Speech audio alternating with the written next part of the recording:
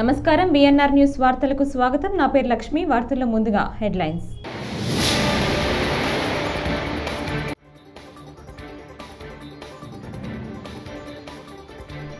వరద నష్టంపై అంచనాల ప్రక్రియ కొనసాగుతోంది. మంత్రి నారాయణ.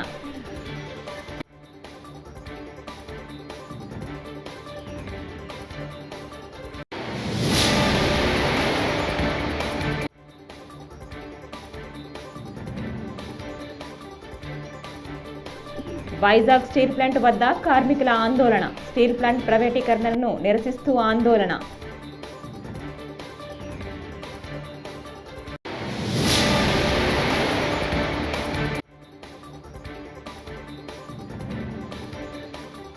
ప్రకాశం బ్యారేజీని బోట్లు ఢీకొట్టుకోవడం కుట్రే.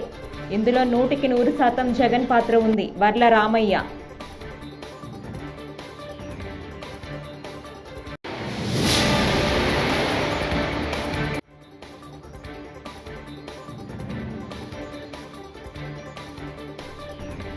బుడమేరు విజయవాడ సంక్షోభంపై సీఎం చంద్రబాబు నాయుడు రాజకీయం చేస్తున్నారని మాజీ మంత్రి అంబటి రాంబాబు ధ్వజం. ఇక డీటెయిల్స్ చూస్తే బుడమేరు వరద ప్రాంతాల్లో మంత్రి నారాయణ మంగళవారం ఉదయం పర్యటించారు. ఈ సందర్భంగా మంత్రి మాట్లాడుతూ సింగ్ నగర్లో వరద ముంపు తగ్గిందన్నారు. 4-5 డివిజన్లో లోతట్టు ప్రాంతాల్లో నీరు ఉందన్నారు. కండ్రిక వద్ద రోడ్డు సమాంతరంగా లేదని, ఒకవైపు నీరు నిలవటంతో మోటార్లతో కాలువలకు మళ్లించామని చెప్పారు. రేపు సాయంత్రానికి ఎక్కడా వరద నీరు లేకుండా చేస్తామన్నారు. చంద్రబాబు సారథ్యంలో చేపట్టిన సహాయక చర్యలపై వరద బాధితులు హర్షం వ్యక్తం చేస్తున్నారన్నారు. 64 డివిజన్లు ఉంటే అందులో 32 డివిజన్లు టోటల్గా వరదలో చిక్కుపోయినాయి. కొన్ని డివిజన్లు అయితే 10 అడుగులు కూడా నీళ్ళు వచ్చినాయి. అంటే ఫస్ట్ ఫ్లోర్ వినిగిపోయింది. కొన్నిట్లో 8 అడుగులు, 6 అడుగులు, 4 అడుగులు ఇలా రావటానికి ఏంటంటే గత 200 సంవత్సరాల్లో ఎప్పుడు రాని విధంగా ఒకేసారి వర్షం రావటం, బుడమేరు పొంగటం, గండ్లు పట్టడం, అదేవిధంగా కృష్ణా రివర్ కూడా ఎప్పుడు రాని విధంగా 11.43 లక్షల క్యూసెక్కులు వాటర్ రావటం వల్ల ఒక్కసారి నగరం పైన నీరు పొలటంతో అనేక వార్డులు మునకైనాయి. అయితే ముఖ్యమంత్రి గారు వెంటనే స్పందించి ఆ స్పాట్కి రావటం, చూడటం, వెంటనే సహాయక చర్యలకు అన్ని డిపార్ట్మెంట్ని, అందరు మినిస్టర్లని, ఎమ్మెల్యేలని, అధికారులను అప్రమత్తం చేసి అందరికీ వర్క్ అలాట్ చేశారు.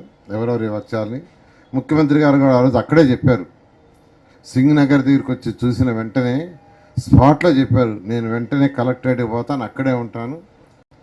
5 రోజులైనా, వారమైనా, 10 రోజులైనా ప్రజలు సాధారణ జీవితం వచ్చిందాక, యాక్చువల్గా జీవనానికి వచ్చిందాక నేను ఇక్కడే ఉంటానని, ఇక్కడే ఉండి ప్రతిరోజు అధికారులకి, మంత్రులకి అందరికీ దిశానిర్దేశాలు ఇచ్చి వర్క్ చేస్తూ చేయడంతో ఈరోజు ఈ యొక్క నగరంలో మొత్తం 32 డివిజన్లు నీటిలో మునిగితే 26 డివిజన్లు నిన్నేమి క్లియర్ అయిపోయినాయి. శానిటేషన్ కూడా పూర్తి చేస్తాం. అయితే మరొక 6 డివిజన్లు మాత్రం నీటిలో 3 అడుగులు, 2 అడుగులు, 1 అడుగు ఉన్నాయి. దానికి యాక్చువల్గా రాత్రి అయితే ఒక స్పెషల్ డ్రైవ్ చేసాం. మీ టీవీలో వాళ్ళు కూడా వచ్చారు. రాత్రి నున్నగపోయే రోడ్లు యాక్చువల్గా ఒక పక్క 4 అడుగుల ఎత్తులో లెఫ్ట్ సైడ్ వాటర్ ఉంది, రైట్ సైడ్ 4 అడుగులు డౌన్లో ఉంది. ఆ రోడ్నంతా 7 దగ్గర మొత్తం దాన్ని యాక్చువల్గా రోడ్డు తీసేసి, అంటే ఒక 10 అడుగుల వెడల్పు రోడ్డుని యాక్చువల్గా బ్రేక్ చేసాం. బ్రేక్ చేస్తే వాటర్ పోయింది. ఈ విధంగా ఇప్పుడు కూడా చేస్తూ ఉండారు. రేపు తెల్లవారికైతే అక్కడ 100% వాటర్ పోయేటట్టుగా. వైజాగ్ స్టీల్ ప్లాంట్ ప్రైవేటీకరణపై కేంద్ర రాష్ట్ర ప్రభుత్వాల తీరును నిరసిస్తూ కార్మికులు మంగళవారం ఆందోళన చేపట్టారు. విశాఖపట్నంలోని కూర్మనపాలెంలో రాస్తా రోకో నిర్వహించారు. వైజాగ్ స్టీల్ ప్లాంట్ పరిరక్షణ పోరాట కమిటీ నిర్వాసితులతో పాటు వామపక్ష పార్టీల ఆధ్వర్యంలో హైవేపై బైఠాయించారు. దీంతో విశాఖలో ఉద్రిక్తత నెలకొంది. రాష్ట్ర వ్యాప్తంగా వామపక్షాల పార్టీలు ఆందోళన చేపట్టాయి. ఈ సందర్భంగా వైజాగ్ స్టీల్ ప్లాంట్ కార్మికుల జేఏసీ లీడర్లు మాట్లాడుతూ విశాఖ ఉక్కును వెంటనే స్టీల్ అథారిటీ ఆఫ్ ఇండియా లిమిటెడ్లో విలీనం చేయాలని డిమాండ్ చేశారు.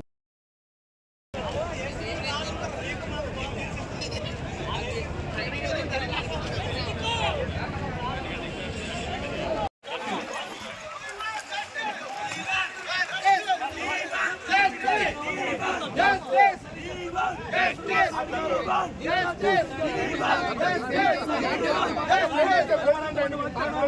నిలబెట్టుకోవాలి, బీజేపీ చర్యల్ని అడ్డుకోవాలి. జస్టిస్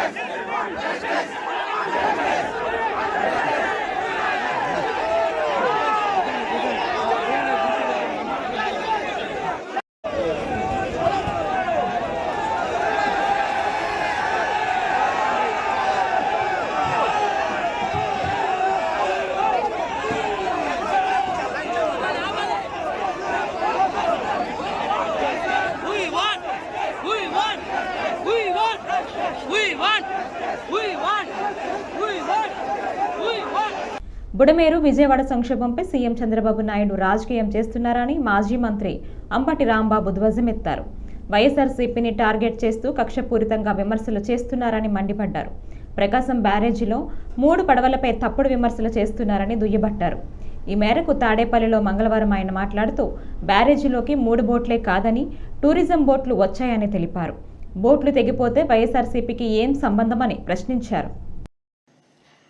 ఆ 3 ప్రకాశం బ్యారేజ్ని పలుమార్లు గుద్దుకున్నాయని, ఆ గుద్దుకోవటం వలన ప్రకాశం బ్యారేజీ దెబ్బతినదని, దెబ్బతినటమే కాదు ప్రకాశం బ్యారేజీ కొట్టుకుపోయే పరిస్థితి వచ్చేటటువంటి అవకాశం ఉందని, దీనంతటికీ కారణం వైఎస్ఆర్ కాంగ్రెస్ పార్టీ కారణమని, అంతకు మించి ఇది ఒక కుట్రని, ఏదో ఒక విధంగా ప్రకాశం బ్యారేజీకి నష్టం చేసి ఆ వచ్చినటువంటి నష్టం తెలుగుదేశం పార్టీ వల్లే వచ్చింది అని ఒక అపవాదును క్రియేట్ చేయాలనేటువంటి ఉద్దేశంతో వైఎస్ఆర్ కాంగ్రెస్ పార్టీ నాయకులు ఈ కుట్ర పన్నారనేటువంటి మాట చంద్రబాబు నాయుడు గారు చెప్తున్నారు, ఇరిగేషన్ మంత్రి గారు చెప్తున్నారు, హోంమంత్రి గారు చెప్తున్నారు. వారికి ఉన్నటువంటి మొత్తం పత్రికా రంగంలో వారికి ఉన్నటువంటి బలం అంతా కూడా పత్రికలు రాస్తున్నాయి, టీవీ ఛానల్ చెప్తున్నాయి. దీనన్నిటికీ కారణం వైఎస్ఆర్ కాంగ్రెస్ పార్టీ కుట్ర. ఈ పెద్ద ప్రమాదం సంక్షోభం నుంచి కూడా వైఎస్ఆర్ కాంగ్రెస్ పార్టీ మీద కేసులు పెట్టాలి, కేసులు పెట్టి వారిని హింసించాలి అనేటువంటి దృక్పథంతో ఇవాళ చంద్రబాబు నాయుడు గారు పనిచేయటం చాలా దురదృష్టకరమని ఈ సందర్భంగా నేను చెప్పదలుచుకున్నాను. అసలు ఇదేం నాకు అర్థం కాల. 3 పడవలు గుద్దుకున్నాయంట. 3 పడవలు కాదు, చాలా పడవలు గుద్దుకున్నాయి. నేను మనవి చేస్తున్నా, మొన్న జరిగినటువంటి ఈ పెద్ద వరద వల్ల సుమారుగా 10,42,000 క్యూసిక్లు అనుకుంటాను, లేదా 11 లక్షల పైచలు, 11,43,000 క్యూసిక్ల వాటర్ ఎగువ నుంచి వచ్చింది. చాలా పెద్ద ప్రవాహం, అది చిన్న ప్రవాహం కాదు. బహుశా ప్రకాశం బ్యారేజ్ గేట్లను బోట్లు ఢీకొట్టున్న ఘటనపై అధికారులు ముఖ్యమంత్రి చంద్రబాబుకు నివేదిక సమర్పించిన విషయం తెలిసిందే. ఈ ఘటనలో కుట్ర కోణం ఉందని అధికారులు నివేదికలో పేర్కొన్నారు. బ్యారేజీ గేట్లను ఢీకొట్టిన ఘటనలో దర్యాప్తు ముమ్మరం చేసిన పోలీసులు 2 నిందితులను అదుపులోకి తీసుకున్నారు. గొల్లపూడికి చెందిన పడవల యజమాని ఉషాద్రిని సూరాయపాలెంలో వాసికోమటి రామ్మోహన్ను విజయవాడ పోలీసులు అరెస్టు చేశారు. అనంతరం వారిని విజయవాడ కోర్టులో హాజరుపరిచారు. న్యాయస్థానం వారికి 14 రోజుల రిమాండ్ విధించింది. ఇదే విషయంపై తాజాగా టీడీపీ నేత వర్ల రామయ్య మీడియా సమావేశంలో మాట్లాడారు. ఆయన is a man of criminal instinct. ఆయన ప్రతిదీ కూడా నేరపూరిత ఆలోచనలతో కూడుకొని ఉంటాయి. ప్రజాసేవ చేయటంలో కూడా నేరాన్ని జొప్పించిన వ్యక్తి అతను. ముఖ్యమంత్రిగా 5 సంవత్సరాలు పనిచేసినా కూడా నేరపూరిత మనస్తత్వంతోనే అతను ముఖ్యమంత్రిగా పనిచేశాడు. అధికారంలోకి రావటానికి కూడా he used his criminal instinct wear ever it is necessary. ఎక్కడెక్కడైతే అవసరం ఉందో అక్కడ ఈ క్రిమినల్ ఇన్స్టింక్ట్, నేరపూరిత ఆలోచనలు ఆయన వాడుతూనే ఉన్నారు. దాని ఫలితంగా అధికారంలోకి వచ్చారు. 5 సంవత్సరాలు ముఖ్యమంత్రిగా పనిచేయటం జరిగింది. చాలా దురదృష్టం అది. నిన్న ప్రకాశం బ్యారేజ్ దగ్గర ఈ పడవలతో ఢీకొట్టడం కూడా జగన్మోహన్ రెడ్డి గారి కుట్రలో భాగం. అది జగన్మోహన్ రెడ్డి గారు, సజ్జల రామకృష్ణారెడ్డి గారు, మాజీ ఎంపీ సురేష్ గారు, ఎమ్మెల్సీ తలసల రఘురామ్ గారు, వీళ్ళ నలుగురు పన్నిన కుట్రలో భాగమే బ్యారేజ్ని పడవలతో ఢీకొట్టించటం. చాలా క్రిమినల్ అఫెన్స్ అది. ఒక భయంకరమైన కుట్ర అది. ప్రకాశం బ్యారేజ్ అదొక నేషనల్ ఎసెట్, అది జాతీయ సంపద. ప్రకాశం బ్యారేజ్ ఎవరి సొత్తో కాదు, వర్లరామయ్యదో, నారా చంద్రబాబు నాయుడు గారిదో, నారా లోకేష్ బాబు గారి సొత్తో కాదు. అది జాతి సంపద, రాష్ట్ర ప్రజల, దేశ ప్రజల సొత్తు అది. అందుకనే నేషనల్ ఎసెట్ అది. చంద్రబాబు, నువ్వు ఎన్ని కథలు చెప్పినా, ఎల్లో మీడియాలో ఎలివేషన్ ఇచ్చినా ప్రజలు ఆగ్రహంగా ఉన్నారని వైఎస్ఆర్సీపీ అధికార ప్రతినిధి పోతిన మహేష్ అన్నారు. చంద్రబాబు మాటలు చూస్తుంటే ఆయనకు చాదస్తం ఎక్కువైందనిపిస్తోందని ఎద్దేవా చేశారు. పోతిన మహేష్ ట్విట్టర్ వేదికగా వరదొచ్చినా బురదొచ్చినా, ఆఖరికి ప్రపంచం మీద కరోనా మహమ్మారి వచ్చినా కారణం వైఎస్ జగన్ అనే చంద్రబాబు మాట్లాడేలా ఉన్నారు. అధికారంలోకి వచ్చాక బాబుకు చాదస్తం ఎక్కువైందనిపిస్తోంది. కురుస్తున్న వర్షాలు తెలుసు, కట్టెలు తెంచుకుంటున్న కృష్ణానది తెలుసు. అయినా సరే విజయవాడ మునిగే వరకు అసలు ఏ వాగులు ఎక్కడెక్కడున్నాయో తెలియలేదు ప్రభుత్వానికి అంటూ మహేష్ కామెంట్స్ చేశారు. తెలియదు.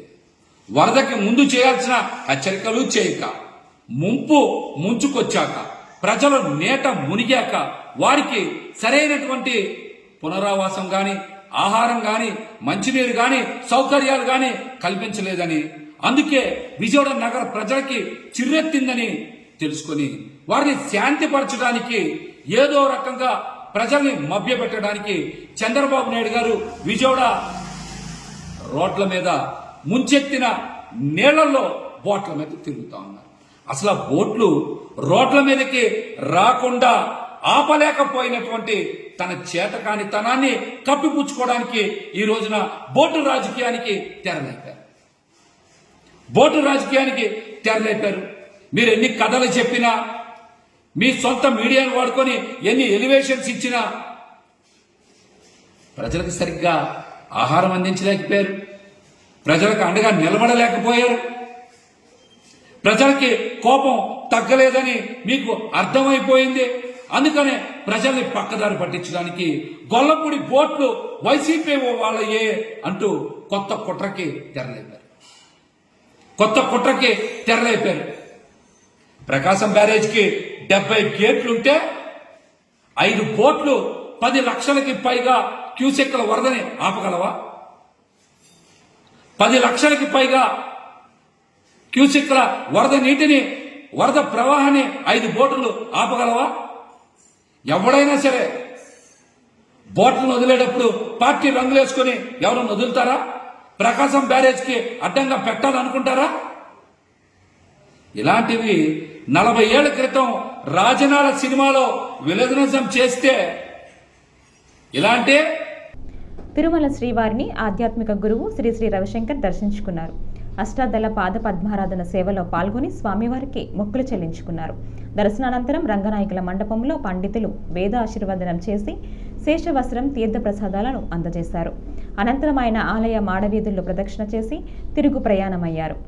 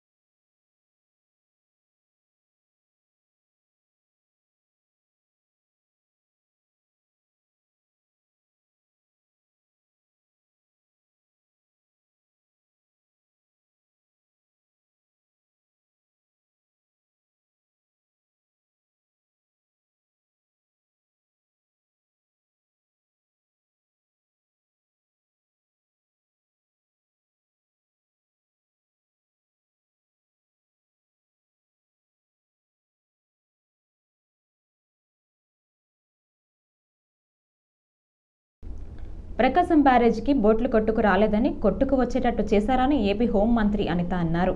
బ్యారేజీని ఢీకొన్న 5 బోట్లు ప్రమాదవశాత్తు రాలేదని ఇది మ్యాన్ మేడ్ ఇన్సిడెంట్ అని చెప్పారు. తొలుత బోట్లు కొట్టుకొచ్చాయని అనుకున్నామని, కానీ ఘటనపై విచారణ జరిపించిన తరువాత షాకింగ్ విషయాలు తెలిసాయని అన్నారు.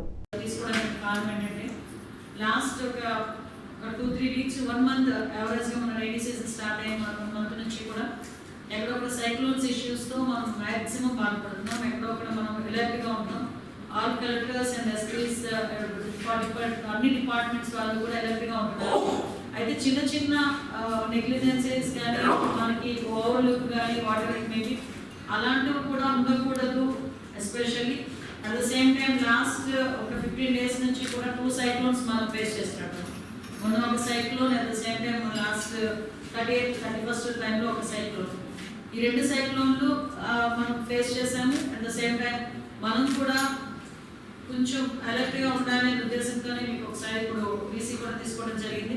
ఎస్పెషల్లీ మన 7th and 8th జరిగిన రెయిన్ఫాల్ విషయంలో కొంచెం మేము కూడా అలర్ట్ అయ్యాము. అట్ ద సేమ్ టైం మనకి సీఎం గారు కూడా అర్జెంట్గా నమ్మకూడ విశాఖపట్నం ఉత్తరాంధ్ర జిల్లాలో ఒకసారి చూసుకోమని చెప్పి కూడా పంపించడం జరిగింది. ఈ విషయంలో మీ అందరితో కూడా నేను ఫోన్ టచ్లో ఉన్నాను. మ్యాక్సిమం అందరూ కలెక్టర్స్ కూడా ఫోన్ టచ్లో ఉన్నాను. అందరూ కూడా మ్యాక్సిమం ఇన్ఫర్మేషన్ ఇస్తున్నారు నాకు. కాకపోతే ఏంటంటే ఇప్పుడున్న సిచ్యువేషన్లో ఇప్పుడు మనకి వైజాగ్ కలెక్టర్ గారు డీటెయిల్గా మనకు ఒకసారి నోట్ ఇచ్చారు. అట్ ద సేమ్ టైం నాకు తెలిసి అందరు కలెక్టర్స్ కూడా మీ దగ్గర ఆల్రెడీ నోట్ ఉండే ఉంటుంది. మనం ఎంత ప్రికాషనరీగా ఉన్నా కొన్ని సందర్భాల్లో మనకి తెలియకుండానే కొన్ని డిజాస్టర్స్ వస్తున్నాయి. దానికి ఎగ్జాంపుల్ ఒక కేస్ స్టడీలా తీసుకోవాల్సింది మన విజయవాడ ఫ్లడ్. మనం ఇంతవరకు చాలా మంది మనం ఏం చేస్తామంటే సైక్లోన్ ఏరియాస్ అంటే నాకు ఈ బీచ్ ఏరియాస్ ఏదైతే ఉన్నా, కోస్టల్ ఏరియాస్ ఏదైతే ఉన్నా ఏరియాస్లో ఉన్న వాళ్ళందరూ కూడా సైక్లోన్ విషయంలో మనం కొంత ఎలర్ట్గా ఉంటాం. కానీ ఫ్లడ్స్ విషయంలోని ఎంతో కొంత కొంచెం ఎలర్ట్నెస్ కొంచెం తగ్గుతుంది. ఎందుకంటే ఫ్లడ్ వచ్చినప్పుడు చూసుకున్నామే ఎంత క్యూసిక్స్ ఆఫ్ వాటర్ ఇన్ఫ్లో వస్తుంది, ఎంత క్యూసిక్స్ ఆఫ్ వాటర్ ఓవర్ఫ్లో అవుతుంది, అవుట్ఫ్లో అవుతుంది. ఈ విషయంలో మనం మాట్లాడతాం. కానీ మన విజయవాడ ఇష్యూని నెల్లూరు నగరంలో ప్రజా సమస్యల పరిష్కారం కోసం సిపిఎం నిరంతరం పోరాడుతుందని సిపిఎం నగర కార్యదర్శి కత్తి శ్రీనివాసులు పేర్కొన్నారు. మంగళవారం 47, 48 డివిజన్లో సిపిఎం మహాసభల సందర్భంగా ఆయన మాట్లాడుతూ నగరంలో పెన్నా నది పక్కనే ఉన్న పలు డివిజన్లో మంచినీటి సమస్యతో ప్రజలు ఇబ్బంది పడుతున్నారని తెలిపారు. దోమలు, పారిశుద్ధ్య సమస్యలతో ప్రజలు అనారోగ్యానికి గురవుతున్న కార్పొరేషన్ అధికారులు పట్టించుకోవటం లేదని ఆందోళన వ్యక్తం చేశారు. కమిటీ ఆధ్వర్యంలోని సిపిఎం శాఖల మహాసభలు సెప్టెంబర్ మాసం అంతా కూడా నిర్వహిస్తూ ఉన్నాం. సెప్టెంబర్ నెలాఖరులోపు ఈ శాఖ మహాసభలన్నీ కూడా పూర్తి చేసి నెల్లూరు సిటీ నియోజకవర్గ పరిధిలో ఉన్నటువంటి 28 వార్డులలో ఆయా ప్రాంతాలలో ప్రజలు ఎదుర్కొంటున్నటువంటి సమస్యల మీద, అదేవిధంగా పని ప్రదేశాలలో కార్మికులు ఎదుర్కొంటున్నటువంటి సమస్యల మీద ఈ యొక్క శాఖ మహాసభలలో చర్చలు జరుగుతాయి. మొత్తం నివాస ప్రాంతాలలో పారిశుద్ధ్యం లోపించింది. దోమలు స్వైర విహారం చేస్తూ ఉన్నాయి. విష జ్వరాలతో ప్రజలు అల్లాడుతూ ఉన్నారు. కనీస మౌలిక సదుపాయాలైనటువంటి మంచినీటి సరఫరా, పారిశుద్ధ్యం, డ్రైనేజీ లాంటి చిన్న చిన్న సౌకర్యాలు అందక నెల్లూరు నగరం పెన్నా నది ఒడ్డునే ఉన్నప్పటికీ కూడా ఈ ఇబ్బందులతో ప్రజలు ఇబ్బందులు పడతా ఉన్నారు. అదేవిధంగా గతంలో రైల్వే స్థలాల్లో ఉన్నటువంటి వాళ్ళకి కానీ, కాలువ కట్ల మీద ఉండి తొలగించిన వాళ్ళకి కానీ ఇంకా కూడా పునరావాసం కల్పించినటువంటి పరిస్థితి ఉంది. టిట్కో ఇళ్ళు సుమారు 10,000 మందికి మంజూరైతే చేశారు కానీ ఇంతవరకు కూడా ఆ ఇళ్ళు స్వాధీనపరచలేదు.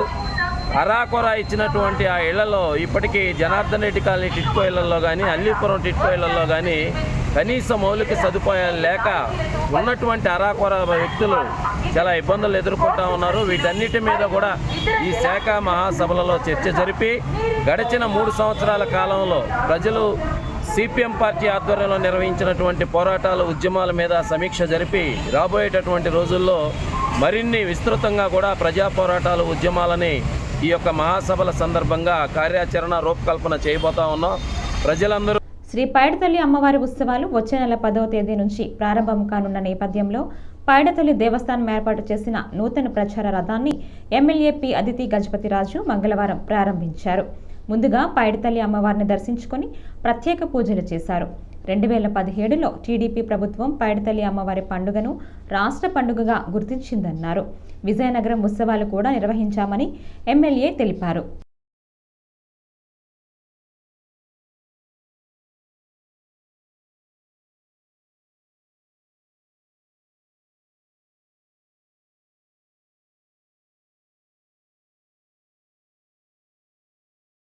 రథం మొత్తం ఉత్తరాంధ్ర తిరిగి అన్ని ప్రచారం చేస్తుంది. అమ్మవారి పండుగకి ఏ విధంగా ఏ డేట్స్ అవన్నీ ప్రచారం చేస్తుంది. అయితే మనం చూస్తే 20 తారీఖున రాట ఉంది. రాటతో పాటు దీక్ష కూడా ఉంది. అలాగే 14వ తారీఖున తొల్లేలు, 15న సిరిమాన్ ఉత్సవం, అలాగే 22వ తారీఖున తెప్పోత్సవం, అలాగే 29వ తారీఖున ఉయ్యాల కంబాల, అలాగే 30 తారీఖున చండీ హోమంతో పూర్తవుతుంది ఈ అమ్మవారి పండుగ అనేది. ప్రతి సంవత్సరం శ్రీ శ్రీ శ్రీ పైడితల్లి అమ్మవారు పండుగ అనేది విజయనగరంలో అందరూ కూడా వచ్చి పాల్గొంటారు. అలాగే ఉత్తరాంధ్ర నుంచి ఎంతో మంది, ఒక 2,50,000 మంది సుమారు విజయనగరంకి వస్తారు. ఆ సమయంలో అందరు కూడా పాల్గొంటారు. అలాగే మనం ప్రభుత్వం నుంచి కూడా ఉత్సవాలు అనేది పెట్టడానికి అన్ని ఏర్పాట్లు కూడా చేస్తున్నాము.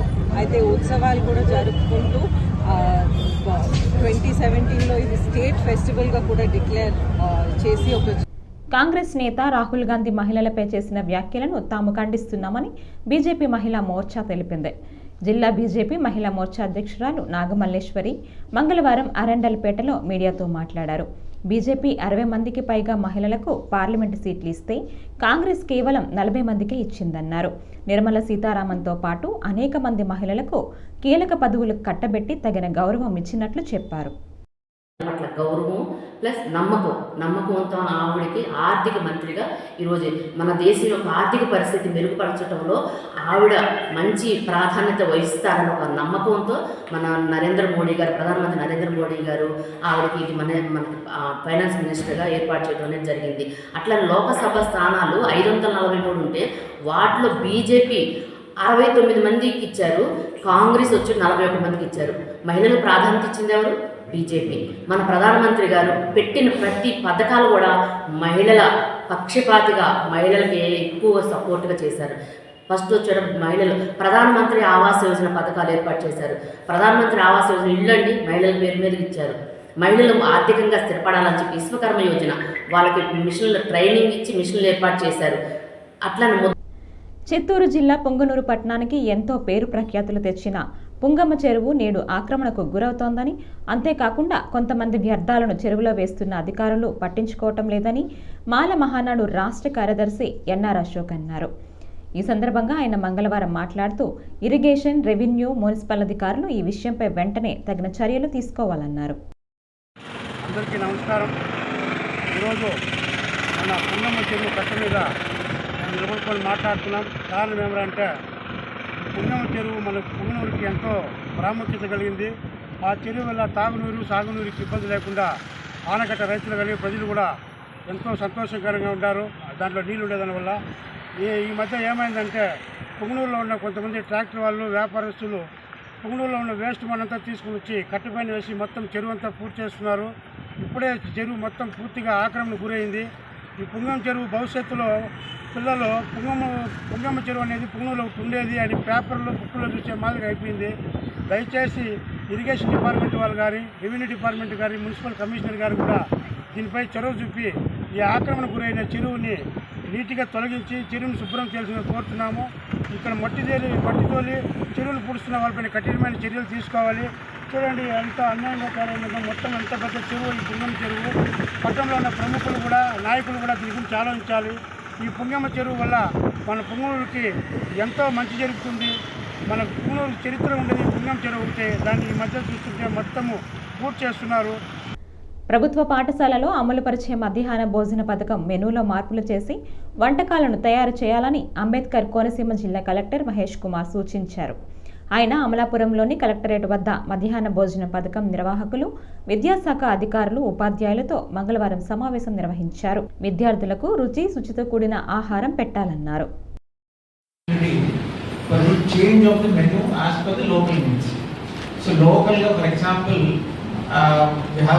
cuisine variety అనేది ఎవ్రీ జిల్లాకి స్పెసిఫిక్ లొకాలిటీకి స్పెసిఫిక్గా ఉంటుంది. So what food we eat in Konaseema it's something different from what we eat in Srikakulam, what we eat in Rayalaseema, some other places. So మనకి ఉంటుంది, మన టేస్ట్ హ్యాబిట్స్ వేరే ఉంటాయి, కల్చరల్ హ్యాబిట్స్ వేరేగా ఉంటాయి. సో ఒక యూనిఫామ్ మెనూ అనేది త్రూఅవుట్ ది స్టేట్ ఇంప్లిమెంట్ చేయడం వల్ల మెనీ ఆఫ్ ద ప్లేసెస్లో మధ్యాహ్నం ఎప్పుడైతే మనం పిల్లలకి పెడుతున్నామో there is a feedback that వాళ్ళు ఎంటర్టైన్ చేయట్లేదు, they are not liking it అనేది వస్తుంది. సో దాన్ని సర్కమెంట్ చేయడానికి government has given us a good opportunity. Actually this is basic good opportunity for us. మనకి మన లోకల్లో ఉండే అవైలబుల్ ఉండే వెజిటేబుల్స్ కావచ్చు, పప్పులు కావచ్చు, వాట్ ఎవర్ బ్రేక్ఫాస్ట్ కావచ్చు, లంచ్ కావచ్చు, ఏమైతే మనం చేసుకోవచ్చో దాన్ని as per the nutrition guide lines ప్రకారం వెరిఫై చేసుకొని మనం దీంట్లో ఇంక్లూడ్ చేయొచ్చు. సో ఈ ఎక్సర్సైజ్ చేయడానికి ఎవరెవరైతే ఇంట్లో స్టేక్ హోల్డర్స్ ఉన్నారో వాళ్ళందరినీ పిలవడం జరిగింది. సో మీరు you have to discuss threadbare. So each for example Monday menu ఏముంటుంది. ఈ వార్తలు ఇంతటితో సమాప్తం. నమస్కారం.